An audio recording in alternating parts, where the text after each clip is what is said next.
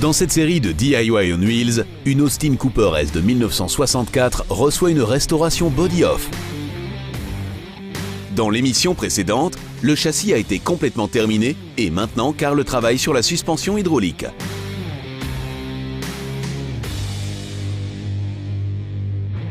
Très bien. La suspension est désormais terminée. Ce que je vais faire maintenant, c'est tester le système hydrolastique. Pour ce faire, je dois raccorder tous les tuyaux et raccords pour pouvoir les mettre sous pression.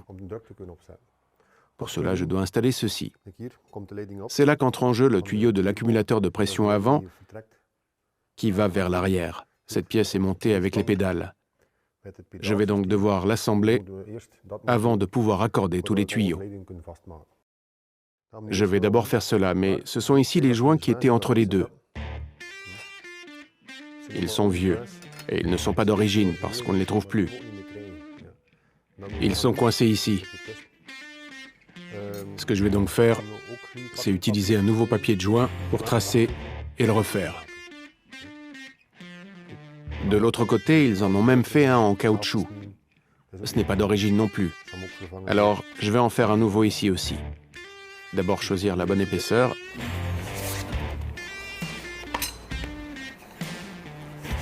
Celui-ci sera idéal. Un joint d'étanchéité en papier est le meilleur moyen de nous sauver. Mais il est toujours préférable d'utiliser des joints d'origine lorsqu'ils sont encore disponibles. C'est une solution d'urgence, bien sûr. Il est toujours plus facile d'acheter un joint qui est déjà fait sur mesure. C'est en fait une perte de temps. Mais si vous ne pouvez plus les acheter, c'est la seule solution. Vous devez les faire vous-même. Je vais aussi devoir essayer de recréer ce joint en caoutchouc jusqu'à ce qu'il soit en place. Ceci n'est qu'un croquis approximatif.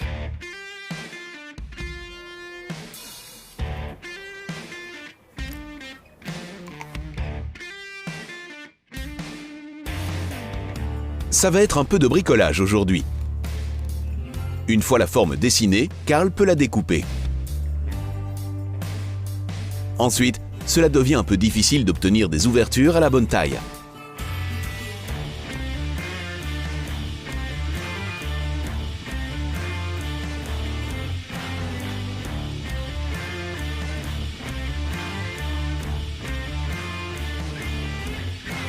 Après avoir encore essayé les joints, Carl place les pédales dans la voiture. Sur les boulons qui dépassent du compartiment moteur, il place les joints qu'il a fabriqués lui-même. Dessus vient le support sur lequel sont connectés les tuyaux de la suspension hydrolastique. Celui-ci est fixé à la pompe de freinage. C'est la nouvelle pompe de frein. Et ça, c'est une pompe d'embrayage. Elles se ressemblent, mais elles devraient normalement aussi être en métal. Dans la Mini la plus récente, c'est en plastique. C'est facile parce que vous pouvez toujours voir le niveau du liquide. Celle-ci, vous devez l'ouvrir. Mais je veux garder la voiture d'origine, donc je vais aussi en monter une en métal. Celle-ci a été commandée par erreur. Je ne montrerai donc que la pompe de frein pour fixer le support. Ensuite, je peux aussi raccorder le tuyau du fluide hydrolastique.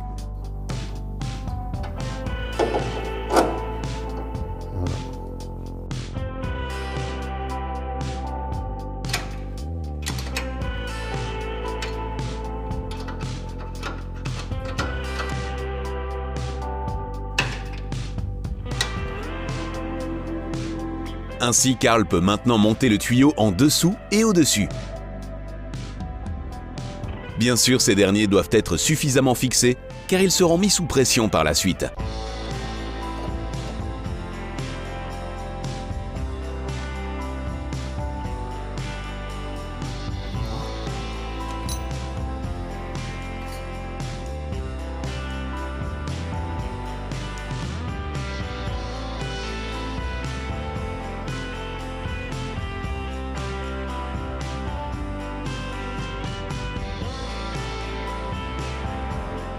Voilà.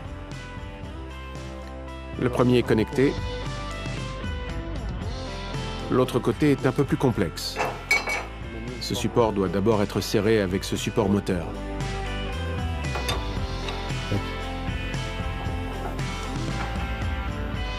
Je vais d'abord tout rassembler pour pouvoir ensuite le monter facilement.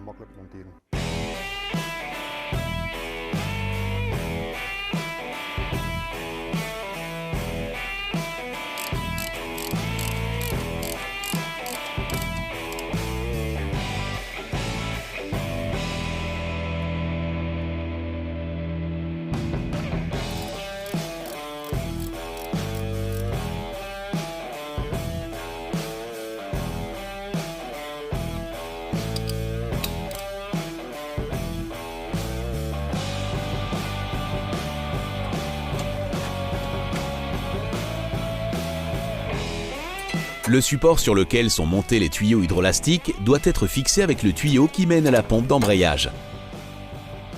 Je vais le monter temporairement pour fixer ce support.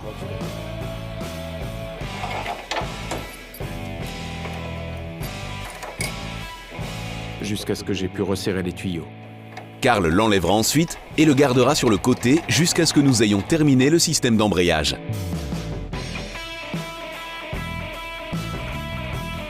Le support qui maintient le support du moteur est également fixé. Ces boulons coulissent à l'intérieur de la voiture et sont fixés avec les écrous.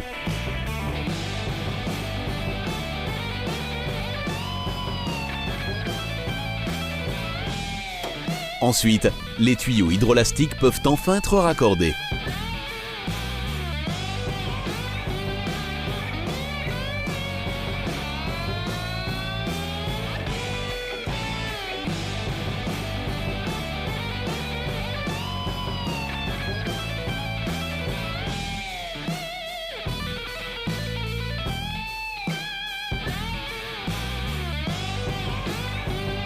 Avant de pouvoir tester, Karl serre également les fixations qui traversent l'arrière du châssis.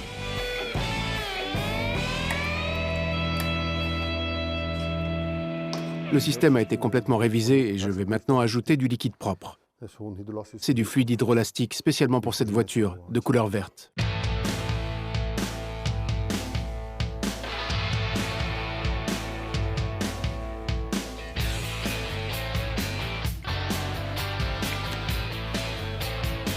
Lorsque la pompe est remplie, les raccords sont raccordés et les tuyaux peuvent être remplis de liquide.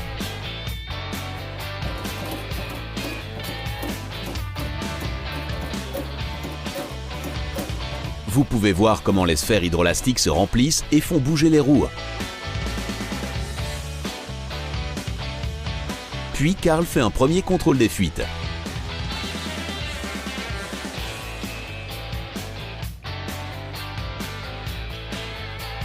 L'avant est maintenant compressé.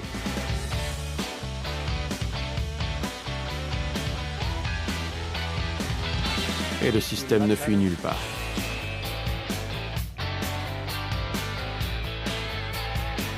Je vais laisser celui-là comme ça, à 30 bars. De cette façon, je peux voir s'il y a une fuite quelque part. S'il n'y a ne serait-ce qu'une petite fuite, la pression aura disparu demain.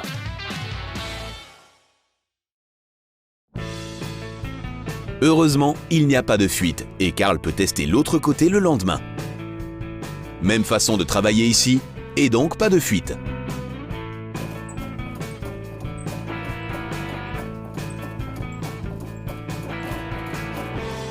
Les sphères hydrolastiques se remplissent bien et le liquide reste là où il doit être. Karl peut donc passer à l'étape suivante. Je vais finir le système de freinage à l'arrière. Les tambours de frein sont arrivés. J'ai donc de nouveaux tambours de frein, de nouveaux câbles de frein à main et un limitateur de pression de freinage. Donc le frein à main lui-même et tous les accessoires. Je vais tout assembler maintenant. La dernière fois, j'ai déjà mis de nouveaux freins et une nouvelle pompe de frein. Déconnexion du réglage et ajout de nouveaux ressorts. Il y a toujours une vis dedans. Elle sert simplement à maintenir le tambour de frein en place. Le tambour de frein est en fait déjà maintenu avec les boulons de roue et la roue. Ceux-ci les maintiennent en place pour le moment.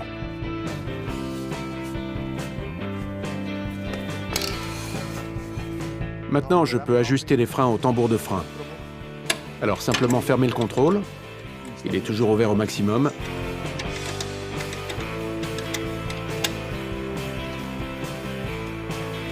Il faut le fermer jusqu'à ne plus pouvoir tourner la roue. Comme maintenant. Et ensuite, tourner d'un demi-tour à chaque fois. Jusqu'à ce qu'il glisse légèrement. Et ainsi, c'est bon. Je peux maintenant monter le limitateur de pression de freinage. Il s'agit d'un système qui veille à ce que les freins arrière reçoivent moins de pression de freinage. Si vous devez freiner brusquement et que vous n'avez pas de limitateur de pression de freinage, vous risquez de bloquer les roues arrière, comme si vous serriez le frein à main. Et puis on perd tout contrôle. Il est donc important de le monter. Avant de pouvoir l'assembler, je dois d'abord fabriquer de nouveaux tuyaux qui sont montés dans le châssis arrière. Ceux-ci vont du régulateur de pression de freinage aux pompes de freinage des roues arrière. Je les fais toujours de la même manière. Donc, d'abord mesurer la longueur à l'aide d'un morceau de câble. Transférez ensuite la dimension sur la nouvelle conduite et la couper. Pressez ensuite les deux extrémités dans la bonne forme. Toujours regardez attentivement la fixation dont vous avez besoin. Vous pouvez voir ici, sur ce tuyau flexible, que cela ne va pas. Mais là, oui. Il ne faut jamais partir des vieux tuyaux parce qu'ils ont été mal faits. Il s'agit en fait d'une tête convexe, comme ici, qui vient d'être pressée à plat sur le tuyau.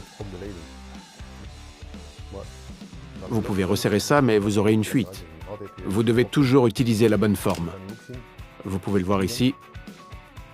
Celui-ci est pour une connexion convexe. Et ici, vous voyez la petite goupille, la connexion creuse. Toujours regarder les raccords à l'endroit où le tuyau doit être placé et non l'ancien tuyau.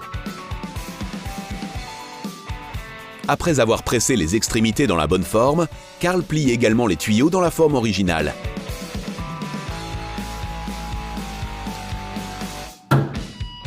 Quand il aura fini, il pourra les monter à l'arrière de la voiture.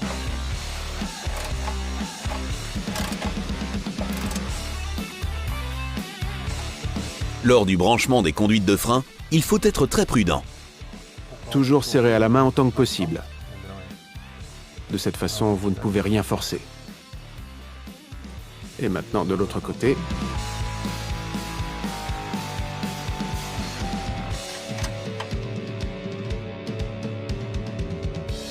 Et enfin et surtout, la nouvelle conduite qui va du limitateur de pression de freinage à la roue arrière gauche.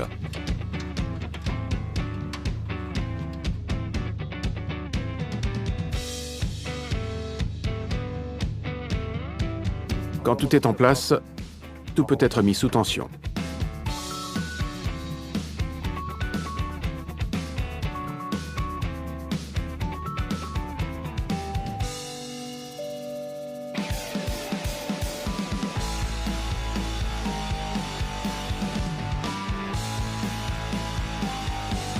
Les freins arrière sont ainsi connectés. Seul le frein à main doit encore être monté. Karl a prévu de nouveaux câbles pour ça.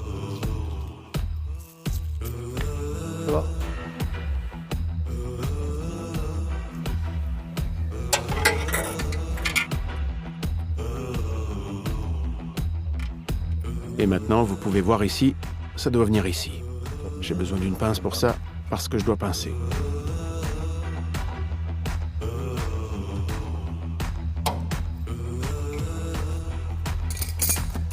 Comme ça, cela restera en place. Le collant peut être retiré.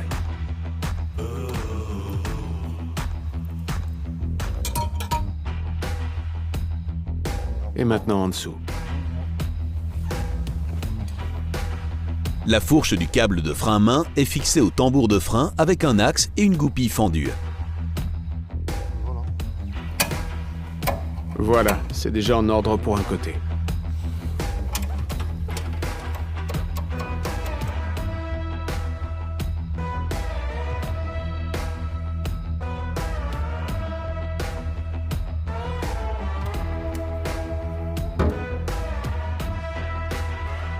Dès qu'il est aussi serré, les deux câbles du frein main sont amenés par le cadre arrière jusqu'à l'ouverture où se trouve le levier. En dessous de la carrosserie, ils sont rattachés dans des cavités que Karl pince.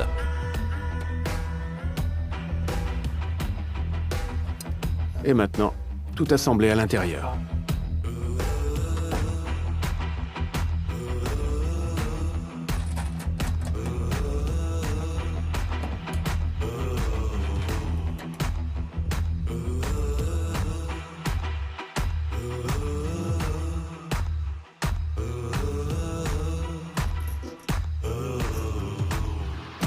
Du côté du frein à main, il y a un ressort et un dispositif de réglage sur le câble. Ceci vous permet de régler le frein à main.